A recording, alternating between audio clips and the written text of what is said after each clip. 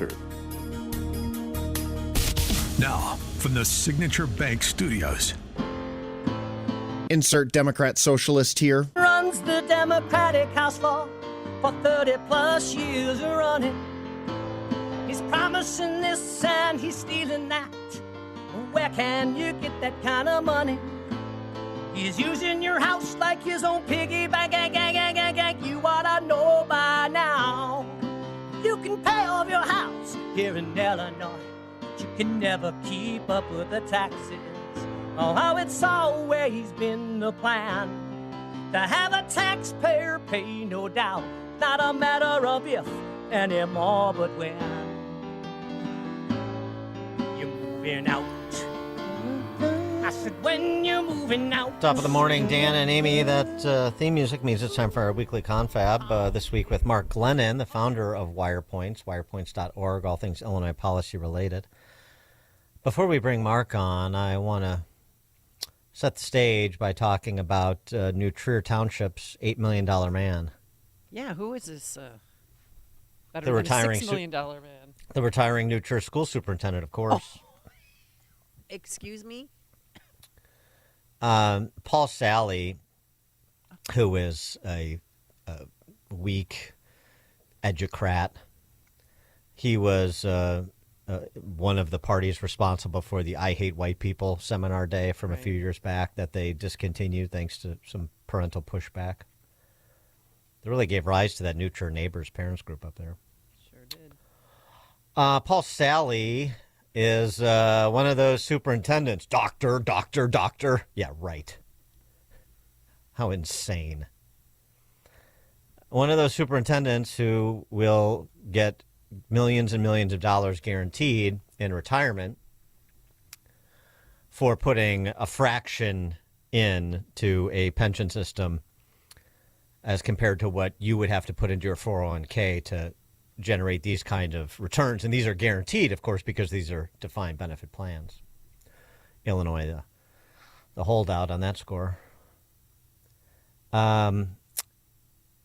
This is Ted Dabrowski and John Klingner put the numbers together here. The one number that's not in here that should be is the how much he put in. Because when we used to do this, we used to do the pensioner, public sector pensioner of the day on this show or of the week. And I mean, you're getting 10x, 12x guaranteed returns versus what you contribute to these pension systems. It's obscene, but nobody seems to care, so it continues. Paul Sally, they write, his exact pension will be unknown until he officially retires next year. But based on FOIA data and his current pensionable salary of nearly $350,000, Wirepoints estimates his starting pension will be around $255,000 a year. If he lives to 82, his approximate life expectancy, according to Social Security actuarial tables, he'll end up collecting about $8 million in total benefits. By then, his pension will be $476,000 a year, thanks to the 3% COLA that compounds. Compounding.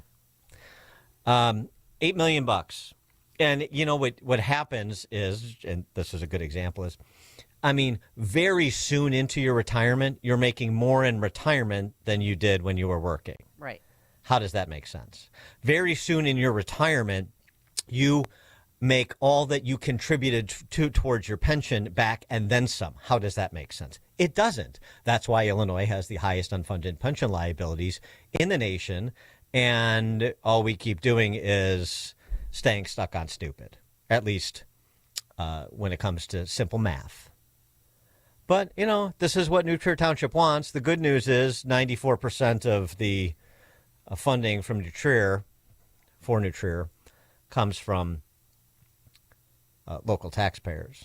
So this is what they want, and they're giving it to themselves. And Paul Sally, I'll tell you, there's a lot of residents of the North Shore that are not looking at $8 million guaranteed lifetime benefits and probably had to sock away a lot more money than did Paul Sally in order to plan for their retirement. The whole thing is so wildly unfair, and all this talk these days about equity and fairness, so wildly unfair. And yet Johnny Punchclock and Sally Housecoat continue to take it in the shorts happily. Don't know why. Well, I do know why, because people aren't paying attention. And because there's no opposition party, which generates even less attention being paid. For more on this, Mark Glennon, founder of Wirepoints, wirepoints.org. Thanks for joining us, Mark. Appreciate it. Happy Tuesday, Dan and Amy. And I just got $380,000 is what Paul Sally put in directly. He put in Oh my gosh. He contributed $380,000, and his projected pension year one is $255. So he gets it all back and then some in year two. $380,000 guaranteed return if he lives to the age of 82. $8 million. I mean, honestly, I don't know what it takes, Mark. Yeah, Dan, the sad part, a little tweak on what you said, these pension costs get outloaded to the state. So the school district pays his salary. Yeah, salary, but not the... Yeah, right. State Good point. taxpayers are on Yes. the hook. Yes. And yes. my colleagues, John and Ted, did a great job on this piece of pulling up 10 other superintendents, all over or $9 million in projected payouts, all of them retiring in their late 50s, except one who retired at 61. This is when you do the polling on this. People think there ought to be a cap on these things, and that's one of the changes we obviously should make. And this is going to chew up, nearly 20% of the budget again this year, and there's no end in sight, no talk of reform. You got to look at this. I mean, people have to look at this story at wirepoints.org. I mean, I'll just name a couple that are doing even better than Sally. I mean, Kevin Nolte, who is the superintendent for School District 148 in Dalton, current pensionable earnings, $486,000. Come on. Gregory Jackson in Fort Heights, current pensionable earnings, $400,000. I mean, Well, how is this it's just- sustainable? I mean, is it it's just- are the it's checks just- ever going to just bounce? it's criminal. That's what it is. Now, a lot of these guys go on to continue to work, of course. One of them's at a major school district down in Texas, earning a fat salary again. So, these days, when you're 60, it's not like you're burned out, and they can continue to work. So this is hardly the kind of retirement plan that it was intended to be initially. When did the taxpayers ever approve of anything like this? Not in concept. They never did. Larry, I mean, I just want to read these because No, I keep don't reading know them. They're good. what is there to say other than just here's the numbers, and if they don't shock you, if they don't lead you to screaming out loud, then there's no getting to you anyway. Larry Fleming, Lincolnshire, Prairie View, 103, retired at 55. His estimated total pension payout will be $9.471 million. Oh my! Retired at 55. All these Mark was just mentioning all these superintendents, retired superintendents, 57, 55, 56, 10.2, 10 million, 9.9, 9.5, 9.4. I mean, Laura Illinois, Murray, Homewood Flossmoor, retired at 57, 10 million. Illinoisans hate their money and they hate their home values, and they don't like their schools very much either, as far as I can tell, Mark. That's right. That report I think you covered last week. We had a thorough report on the new state report cards. Again, this is state data. Some 80% of minority students aren't reading at grade level. Math is even worse. The end product is not there. The spending is there, and the whole school funding formula that was passed during the Rauner administration is part of the problem. We're just throwing more money at a problem that's not getting solved. They need to be. The Illinois residents need to be illiterate in math so these scams can continue. Because if anybody actually ever did the math or paid attention to the math being done for them, like Wirepoints does, maybe somebody would show up to a school board meeting and say, what the hell is going on here? Or think about the legislators they're voting for and governors, and think about the public sector union. I mean, of this whole kleptocracy. But it's just, we just passed the largest budget in Illinois state history, which, of course, is basically what is said every year. So there's nothing new here. It's just the same old racket.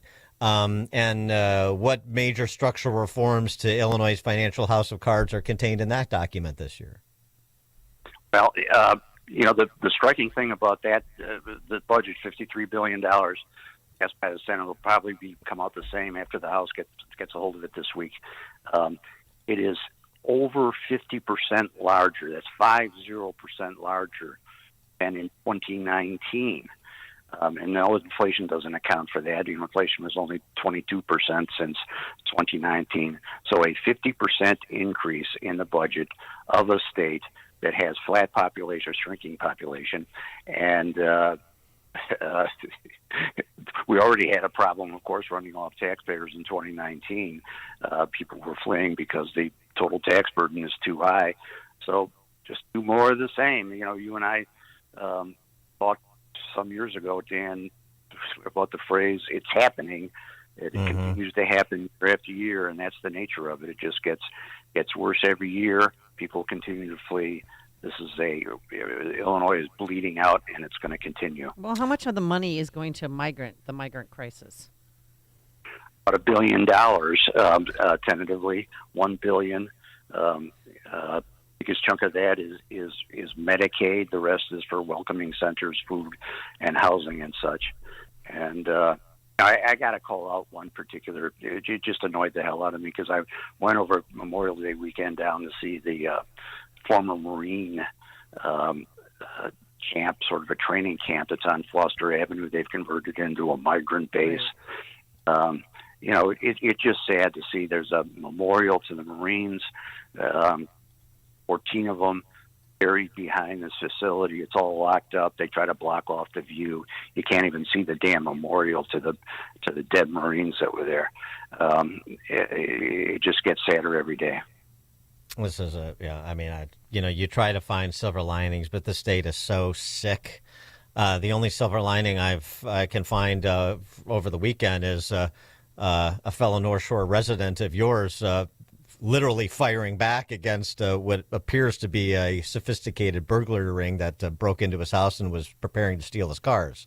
That's about the only highlight I've seen in terms of somebody exhibiting some fight in this state. Yeah. Well-to-do homeowner up in Winnetka. They came into his house, took the keys, the fobs to his two fancy cars, and tried to steal them. He apparently shot in the air. He didn't shot. He warned them first. They shot first. The story goes, and this guy is said to be a partner at a major law firm. We'll hear more about it. The suspects ran away on foot, haven't been caught. Kind of like the Wild West, though. Do you think Kim Fox is going to go after him, the homeowner, and try and charge him with something, though? Being a partner at a major firm, I'm sure he thought about that. Since they shot first, and he's said to have shot in the air, I think he's pretty safe, but who knows with Kim Fox? Well, exactly. Who knows with Kim Fox? Right. Exactly. Well, that's who knows with any of this, right? The idea that there are some rules that are being followed as opposed to just political calculations being made is the biggest joke of all. That's all that is political calculations. There's no rules here. This is it's what I said. It's a kleptocracy. Mark Glennon, he's the founder of Wirepoints, wirepoints.org. Thanks for joining us, Mark. Appreciate it. Thank you so much. Take care. Thanks. And he joined us on our turnkey.pro answer line. It's news, opinion, insight. This is Chicago's Morning Answer on AM 560. The Answer. Balance of Nature supplements, changing the world one life at a time.